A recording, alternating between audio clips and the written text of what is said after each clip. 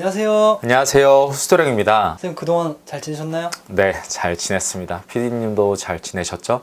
네. 선생님 저보다는 네, 우리 선생님에 대해서 영상을 기다리고 있던 우리 시청자분들이 많을 것 같아요. 네. 오랜만에 이제 영상에서 인사드렸는데 인사 한번 부탁드리겠습니다. 여러분 안녕하세요. 을사년에도 또 찾아온 후스토령입니다. 선생님 제가 오늘은요 네, 특별한 주제를 한번 가지고 와봤는데요. 네, 무속과 정치입니다. 요즘 또 가뜩이나 많이 시끄럽잖아요. 그렇죠. 특히 정치인들의 어떤 문제부터 해서 네, 저희가 항상 그 논란 속에 네, 무속인, 항상 이 무속인과 정치인과의 어떤 논란 이런 것들이 요 최근 몇 년 들어 특히 시끄러웠잖아요. 맞습니다. 그렇게 자꾸 연관이 되는 이유가 있나요?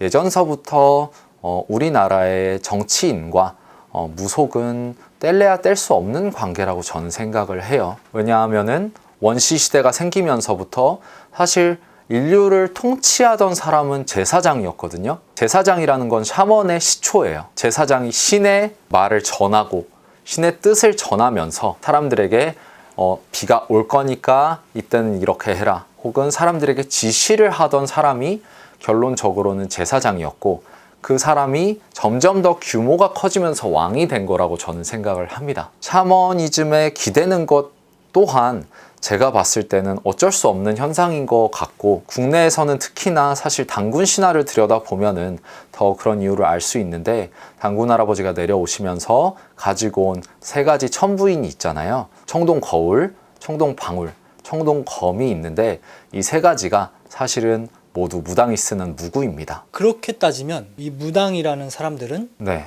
신분이 굉장히 높은 사람들 중에 하나잖아요. 네. 근데 이렇게 현대 사회에 들어서서 신분이 이렇게 낮아진 어떤 이유가 있을까요? 애초에 우리나라에서는 원래 무속 신앙이 자리 잡고 있었어요. 그런데 불교 문화를 들여오면서부터 사실은 무속에 대한 탄압이 시작이 됐죠.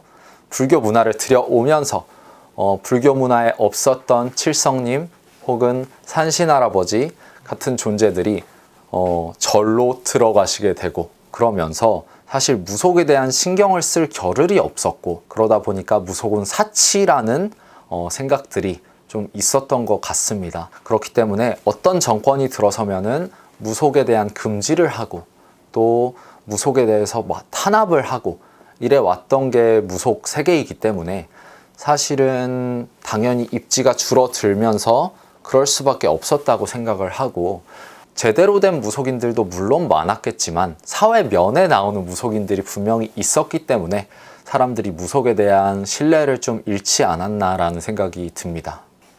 선생님 그리고 네, 또 궁금한 게 있는데요. 우리나라의 이제 영부인 네, 김건희 여사께서 네, 이 저희 토속 신앙에 대한 어떤 깊은 네. 믿음이 있다고 들었어요. 네. 그렇게 자꾸 어떤 자문을 구하는 이유가 있을까요? 불안함에서 나오는 것이겠죠. 사람이 불안하면은 뭐에 자꾸 의지를 하고 싶고, 신명의 힘을 빌리고 싶고, 혹은 미래를 더 자세히 알고 싶으니까요. 불안함에서 나오는 행동이라고 저는 생각을 합니다. 찔리는 부분이 있으니까 당연히 종교에 몰입할 수밖에 없지 않았을까라는 생각은 듭니다. 다만 그게 너무 겉으로 드러나서 문제인 거죠. 사실 박근혜 정권 때도 이런 비슷한 이유로 굉장히 무속이 논란이 되었던 일이 있었던 걸로 저는 기억을 해요.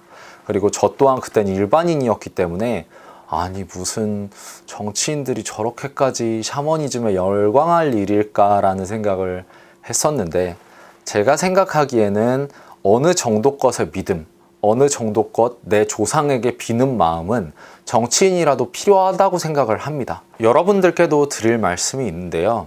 어떤 종교든 간에 존중합니다. 다만 어떤 종교이든 간에 내가 나를 잃지 않는 선에서 믿어야지, 내가 내 모든 것을 다 탕진하고 내가 내 모든 것을 다 잃을 정도로 믿음을 가진다면은 분명히 문제가 생긴다고 저는 생각을 하거든요. 그러니까 내가 되는 한에서 내 선에서 할 수 있는 만큼만 믿으셨으면 좋겠습니다. 선생님 좋은 말씀 너무 감사합니다. 네, 감사합니다.